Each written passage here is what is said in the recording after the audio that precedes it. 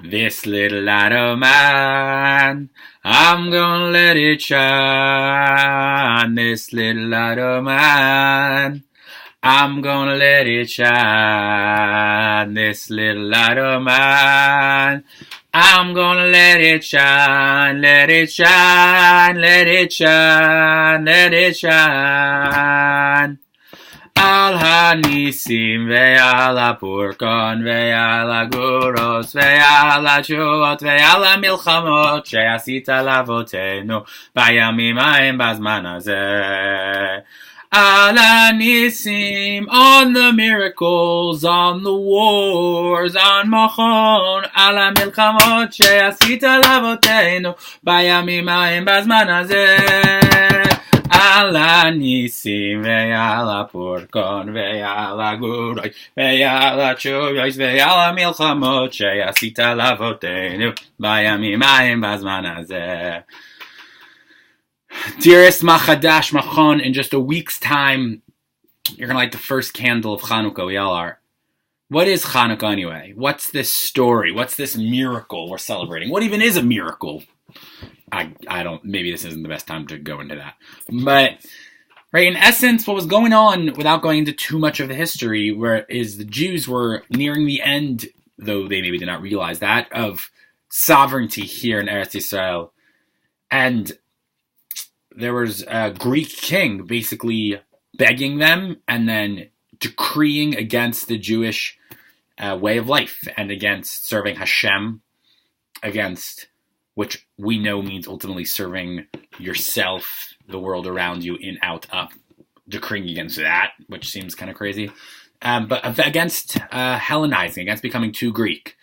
And a little surviving group, the Maccabees, right, fought hard against, and for a very brief time restored Jewish sovereignty to the Jews in the land of Israel. Which speaks to maybe three things that I'd like to quickly speak about. One, the idea of being little amongst a lot and being different. And how hard that can be, how hard it can be to be, even if it's in Israel, to be surrounded by a foreign culture, one that is appealing and one that everyone around you is celebrating, which I think is really where our people are at right now, and especially American Jewry. This idea of being drastically surrounded by a culture surrounding you that is telling you to do things differently, that is telling you that belief in God is antiquated, that belief in being a part of something greater than yourself is, well, no longer proven. That the deep beauty and nature of that which you experience in mud hugs is crazy. Don't get muddy. Don't be transcendent. Don't go above and beyond. And a culture around that's, frankly, and I find myself a slave to this just as much, telling us to put our energy into filtering photos, to put our energy into studying for things that may or may not interest us, and less to ask the question, who am I meant to be? And that's really hard. And I think the idea of Chanukah, maybe more than anything else, is this notion to be true to who you are. And even if you're little amongst many, to not let yourself assimilate. I remember very deeply a rabbi who once said to me that the notion of a Hanukkah tree or a Hanukkah bush is so deeply antithetical to the entire nature of Hanukkah. Hanukkah was the idea that we said, no, we won't put Christmas trees in our house and we're going to stay true to who we are. So when it's hard to wake up before school and daven the Amidah, and when it's hard to sing Zmirot when most of your friends around you don't know the words or even know the notion of Zmirot, when all those things are hard, don't stop fighting. Don't start beating the Maccabean drum and saying that no matter what, I want to be true to who I am. And now you're months after Machon, and you're months until seminar, and you're a year and a half until you get to be back in the place where you're currently standing. Machane Ramah. But don't let it fade. Light a flame to say that no matter how much darkness surrounds me, no matter how much those around me are different, I'm going to be true to who I am. That's the first idea of Hanukkah. The second idea of Hanukkah is they were fighting so hard because they didn't believe that their religion could exist outside of the borders of the land of Israel. Ner, candle.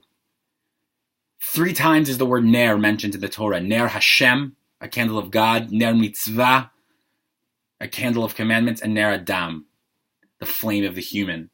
But there's such inherent tension there because God is inherently unlimited and mitzvot are inherently putting limits on what you can and can't do. Allah is telling you you need to say these prayers at this time and you can't oversleep. But perhaps the greatest and most beautiful and most powerful idea there is the notion that borders give you an opportunity to shine. That living within the constructs of a Jewish system give you the ability to create a vessel that the endless outpouring of light can catch.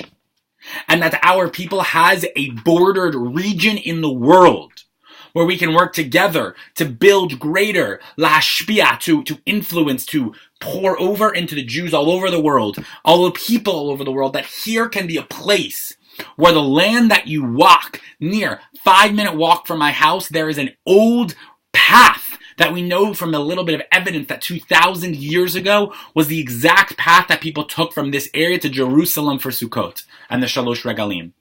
A place where you have history, a place where when you walk around, you feel in your gut that to be Jewish is not to be foreign and fighting assimilation in your school, but to be Jewish is the mainstream culture. To be Jewish is a place where, to be Jewish here is to live in a place where the energy surrounding you is one where it's able to feel God a little more present, where the language spoken is the revived language of our Torah. Maybe one day in the future, the whole Jewish people will come back here, or maybe they won't. But what is incredibly essential is that every Jew in the world feels a connection to this place and gets to visit it, and you are being given an opportunity some 5-6 months from now to come with some friends you already know and with the Edot of the other Ramaz, to come, do your entrance, sing your Machon song in the land that we're talking about. Al tikra banaich ele bonaich. Come be children of this place and come build this place. Come home. Visit home. Maybe nobody else from your chavura is going and you're all in this back and forth of like, well, none of us are going and some of us can't go, so like we won't go. So be the one who goes, and maybe that will lead to a ripple down effect where your whole chavura will join. Or maybe it'll just be you and you'll make new friends and you'll meet a new version of yourself. But nothing could be more important than building your own relationship. Enough Rosh Das telling you Israel's important. Enough Yomei Yom Yisrael telling you you're important. Enough carnivals, enough falafel at your school, enough Yom Ha'atzmaut celebrating Israel Independence Day, and hearing you're supposed to care about a place. Come see it, come visit it, come walk Masada, come watch the sunrise, come visit the Kotel. Maybe if it'll work out, come visit my home. See how the whole nation of Torah can pour out from around you. Feel it, come home, see why Eric and I live here, see why our people care so much, see why some little group of Maccabeans fought with all of their might not to be expelled from this land. And for 2,000 years we were expelled, and for the last part of Jewish history since 1948, we have the ability to come see what it is they fought for. So see what they fought for. When you light your Hanukkah candles each night, light them and say, I want to come home and I want to taste home. And if their finances are challenging, then ask Ramah for help. Ask the Federation for help. Don't stop fighting. Come home and taste it. And that's lesson 2 of Hanukkah. Lesson 1 of Hanukkah, when all the influences around you are telling you not to be yourself, are telling you not to daven, are telling you not to care about the Torah because its halacha is sexist and racist and antiquated. Al tikra banaich ela bonaich. Take it and build it. Make it better. Make it yours. The first idea of Hanukkah is the notion that you must, no matter what is surrounding you, fight to be as strong as you possibly can as Jews, as chelkei Elokam Yibal, aspects of God, rays of the sun which lights everywhere. In, out, up. Don't forget it. It wasn't some joke on Sa'adah. That's lesson 1. The spirituality and keeping it alive. Lesson 2, they were fighting to stay in these borders because borders create the ability to go to unlimitedness. Why does the Torah begin with the letter Bet? Hold on, right? The letter Aleph, the first letter of the alphabet. What does it look like? It's infinite. It's things going in all directions. It's too much. What's the letter bet? Borders. Don't go up, don't go down, don't go back, go forward. Aleph. Too much unlimited light. Bet. The ability to give direction. The Torah gives you direction. The land of Israel gives us a place to know where to go. Lesson 1 of Chanukah. No matter what's going on around you socially and ethically, stay true to our people and to who you are and to what you learned in MACHadash. Lesson 2 of Chanukah. Come taste the land of milk and honey. Taste the milk of this land, the honey of this land, literally and metaphorically. And lesson 3. And with this I'll close.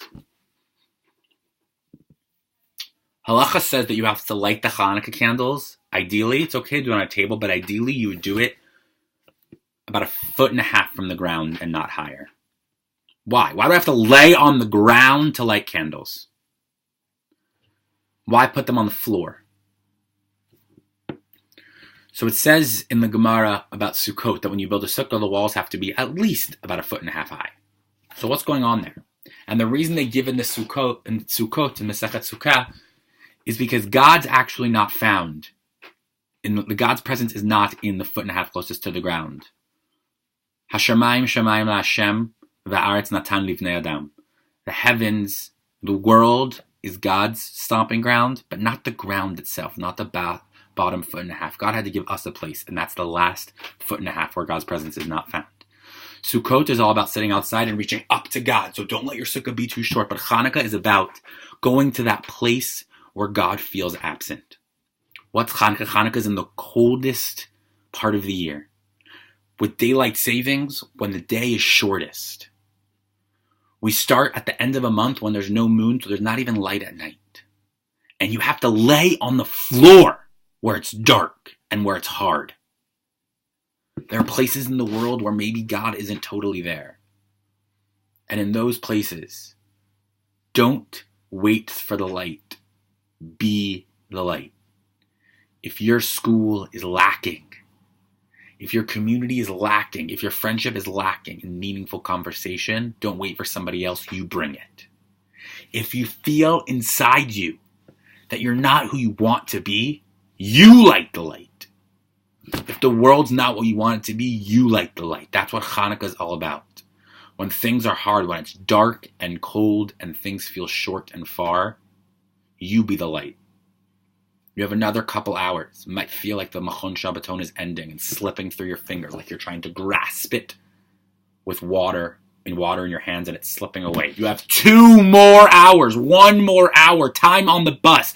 Are you just going to waste listening to music? Are you going to turn to someone you haven't talked to yet and ask them how they're bringing Machon home with you? How are you going to bring Machon home with you? How are you going to take this opportunity that you've been given for a couple more hours of Machon and realize that Machon didn't end this summer and it doesn't end the Shabbaton, but it goes to the end of the world?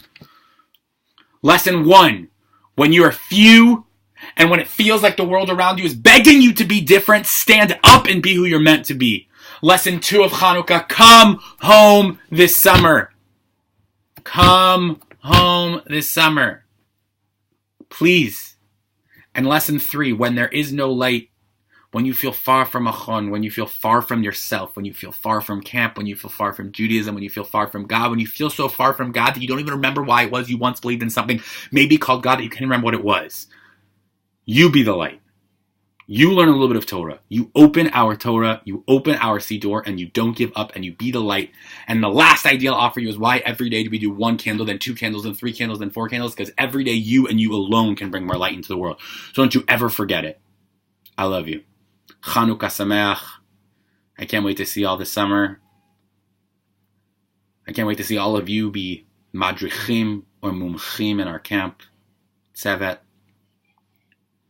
I can't wait to see all of you at camp or anywhere else tomorrow or in 10 years, lighting a path for a better world. I love you so much.